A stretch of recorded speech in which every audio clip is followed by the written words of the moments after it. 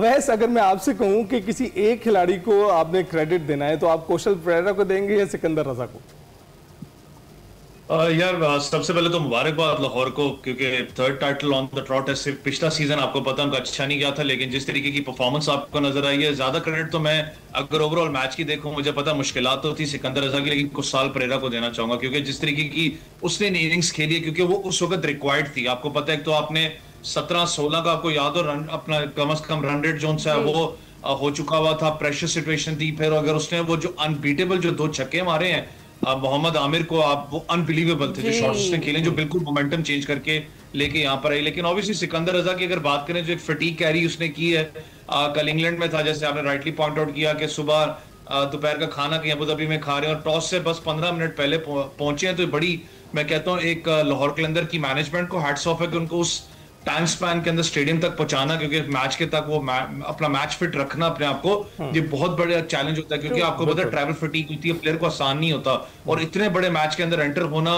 उस जज्बे के साथ, जो आपने मैच की इनिंग्स खेली, आपने जितवाया मैच विद द बॉल, आपने परफॉर्म किया, तो ये बात बताता है कि कितना प्रोफेशनल, कितना माइंडसेट से आप स्ट्रांग इस मैच के लिए आए थे। ओवरऑल परफॉर्मेंस बड़ी जबरदस्त रही, लेकिन थोड़ा सा एक दुख जरूर है हॉकाई का ना होना, क्योंकि साउथ शकील की मैं आप सॉफ्टवेयर भी बात कर रहा था, वो आउट नहीं था जो कि दिया गया था। अनफॉर्चुनेट है, हॉकाई का सिस्टम आपको पता है अवेलेबल नहीं था, स्टेटमेंट आ चुकी थी पाकिस्तान सुपर लीग की मैनेजमेंट से, तो शायद वो भी थोड़ा सा एक चेंजिंग मोमेंटम था। लेकिन दाद देनी पड़ेगी लाहौर कलंदर के मिडिल ऑर्डर को, खास करके चाहे वो कुशाल परेरा की आप बात कर लें, फिर आप सिकंदर रजा की बात कर लें, जिस तरीके से आप करें कि आखिरी दम तक जहां पर 16-17 रन रेट चल रहा हो, वो लिटरली बड़ी प्रेशर सिचुएशन होती है, आसान नहीं होता किसी भी टीम के ऊपर परफॉर्म करना, खास करके जब आपके पास पता हो कि आमिर अच्छी फॉर्म के अंदर है, वो इकोनॉमी रेट वाइज बहुत तगड़े थे, लेकिन कल उन्होंने कहते हैं ना, इकोनॉमी भी आपकी अच्छी हो रही है, लेकिन साइकोलॉजिकली जब आप मैच के अंदर प्रेजेंट, आमिर का कल नजर आया आखिरी ओवर्स के अंदर कि वो साइकोलॉजिकली प्रेजेंट नहीं थे मैच के अंदर, तो उनके ऊपर ज्यादा प्रेशर आपको नजर आया। जिस तरीके से वाइट बॉल्स भी हो रही थी, फिर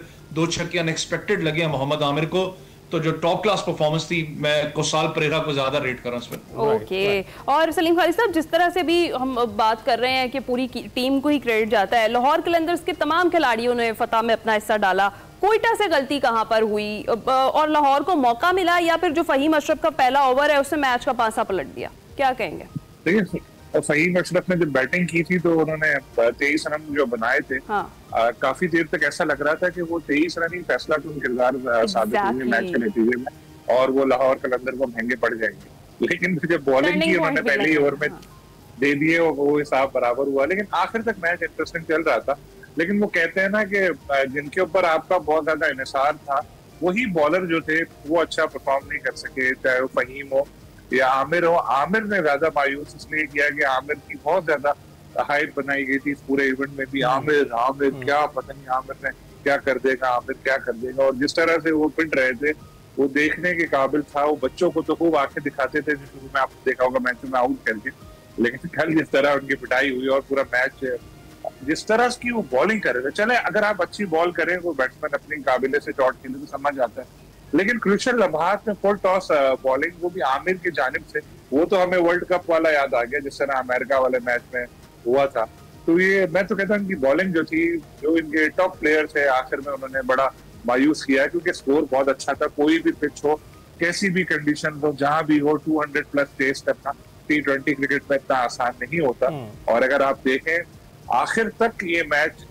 ऐसा लग रहा था कि कोयटा ग्लैडिएटर्स की टीम जीत जाएगी। परेरा ने शुरू में थोड़ी बॉलें रोकी भी थी, उन्होंने थोड़ा जाया भी की थी, बाद में उन्होंने अपना कवर कर लिया, लेकिन साथ में हम देखें अब्दुल्ला ने भी बहुत अच्छी बैटिंग की। बिल्कुल, मैं यही पूछने वाला था कि ये जो मिडिल ऑर्डर की बात अवैस कर रहे थे, वो बुनियादी तौर पर उसमें अब्दुल्ला का और जो मोहम्मद नईम है उनका बड़ा हाथ रहा है, उन्होंने भी 40-40 स्कोर बनाए। तो अवैस, आप क्या कहेंगे, जो लाहौर कलंदर्स का एक मोमेंटम वापस आया था, कहीं तो लग रहा था कि प्लेऑफ में भी क्वालिफाई नहीं कर पाएंगे, और कहाँ ये टाइटल जीत गए हैं, जबकि इस्लामाबाद यूनाइटेड जो है वो दोबारा उठान नहीं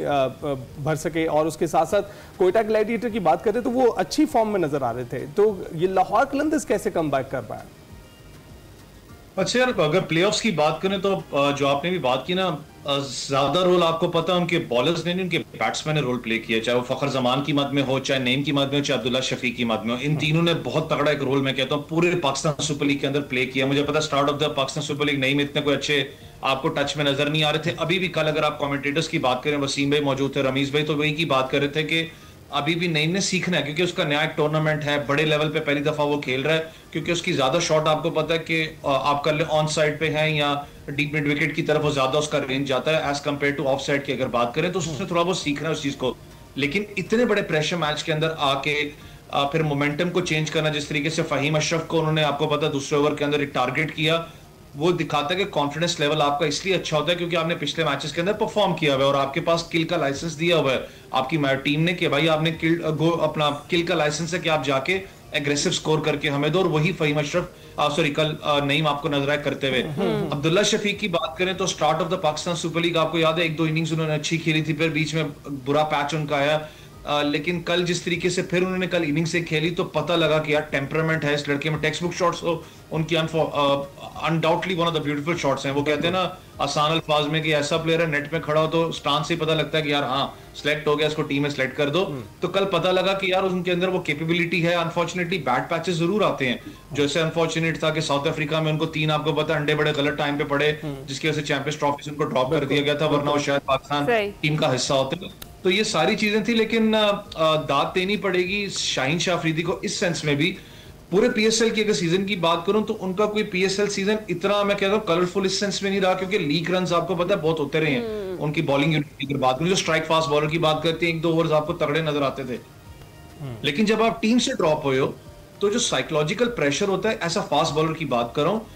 फास्ट बॉलर का हमेशा ईगो होता है, वो अंदर जो हर्ट कर रहा होता है उसको वो कहीं ना कहीं भड़ास निकालता है। वो कल आपको नजर आई कप्तानी के अंदर, आप बात कर लें चाहे वो डगआउट के अंदर बैठे हुए थे, जब वो मैच जीते तो आपको पता है इमोशंस थे, तो आपको बताना होता है कि यार आज भी मैं पाकिस्तान का लीडिंग फास्ट बॉलर हूं, आज भी मेरे अंदर दम है। उन्होंने वो करके दिखाया। देखें हमेशा कहते हैं ना जो एक बड़ा प्लेयर है, बड़ा जो बॉलर है वो अपनी परफॉर्मेंस से दिखाता है, और उन्होंने कल करके दिखाया इस चीज में। लेकिन एक अनफॉर्चुनेट फिर एक सिनेरियो की बात करूं कि हॉकाई का ना होना, वो जो ओपनिंग डिपार्टमेंट के अंदर एक तो साउथ शकील और दूसरा मुझे नहीं पता कि कौन सी इनकी थिंक टैंक की वो स्ट्रैटेजी थी कि दूसरे ओवर के अंदर आमिर को उतार के आप फहीम अशरफ को लेके आए हैं। वो ठीक है कि 22-23 रन उसने अपना स्कोर किया था, तो शायद होता है कि कॉन्फिडेंस लेवल एक प्लेयर का होता है, लेकिन वो जो टर्निंग पॉइंट में कहता हूं, जो चेंज ऑफ ओवर था वो बहुत ज्यादा फिट किया इनको। सही है सलीम खालिद साहब, पूरी टीम की भी बात कर रहे हैं, जिस तरह अभी ओवैस ने भी कहा और आपने भी कहा कि शाहीन शाह अफरीदी का जो टैलेंट है उसे नजरअंदाज बिल्कुल नहीं किया जा सकता। लाहौर कलंदर्स की ओवरऑल स्ट्रेटेजी जो है वो क्या है? जो टैलेंट हंट प्रोग्राम्स वो करते हैं उसकी वजह से इतना टैलेंट सामने आ रहा है और टीम बेहतर हो रही है, परफॉर्मेंस अच्छी होती जा रही है, रीजन क्या लगती है आपको? मेन बिल्कुल आपने बिल्कुल सही पॉइंट उठाया। देखिए अभी जब पीएसएल खत्म हो गई ना, अब आप देखिएगा कि जो 5 फ्रेंचाइज हैं वो बिल्कुल सो जाएंगे, लेकिन लाहौर कलंदर आपको एक्टिव नजर आएंगे पूरे साल। कुछ ना कुछ प्लेयर डेवलपमेंट प्रोग्राम उनका चल रहा होता है और उनको हर साल पोस्टर बॉयज मिल जाते हैं, उनको अपनी तशहीर करने की जरूरत नहीं पड़ती। जैसे इस साल आपने देखा नईम सामने आए और हारिस रऊफ सबसे बड़ी मिसाल है। लोग कहते हैं फ्रेंचाइज का नाम नहीं बुलाई, फला प्लेयर बुलाई, लेकिन ज्यादातर प्लेयर जो है वो कहीं ना कहीं खेले हुए होते हैं। लेकिन हारिस तो बिल्कुल इनके ट्रायल में आए थे, सामने आए थे, नईम आ गए सामने, और भी कई आपको लड़के नजर आएंगे। मैं वो नाम ले रहा हूँ जो बिल्कुल अभी नए हैं या बहुत प्रोमिनेंट अब हो चुके हैं। तो उसका फायदा तो होता है, ये लोग सारे साल लगे रहते हैं और नए टैलेंट को मौका देते हैं। हजारों की तादाद में लड़के आ जाते हैं। अब जब जैसे ये टाइटल जीते हैं, अगला जब इनका ये प्रोग्राम होगा, आप सोचे उसमें कितने बच्चे या लड़के जाएंगे जब वो देखेंगे कि यार ये नईम आ सकता है, हारिस रऊफ आ सकता है, क्यों नहीं आ सकता। तो ये दूसरी फ्रेंचाइज को भी ऐसा करना चाहिए। इसका ना सिर्फ किसी एक टीम को फायदा होगा बल्कि ओवरऑल पाकिस्तान टीम को भी फायदा होगा। नईम अभी नए हैं, अभी उन्होंने जाहिर है कि इतनी जल्दी उनको कुछ कह नहीं सकते कि बहुत नाम कमाएंगे कुछ करेंगे, लेकिन फिर भी उन्होंने अपनी सलाहियत दिखा दी। पारा चनार से उनका ताल्लुक है, लाहौर में पढ़ाई के लिए वो आए थे, लेकिन आपको पता है हर पाकिस्तानी खून में ना क्रिकेट रची बसी है, तो पढ़ने के लिए भी वो आए थे और उन्होंने कहा क्रिकेट तो मैं खेलूंगा। वहां उनको बिल्कुल फैसिलिटीज नहीं थी।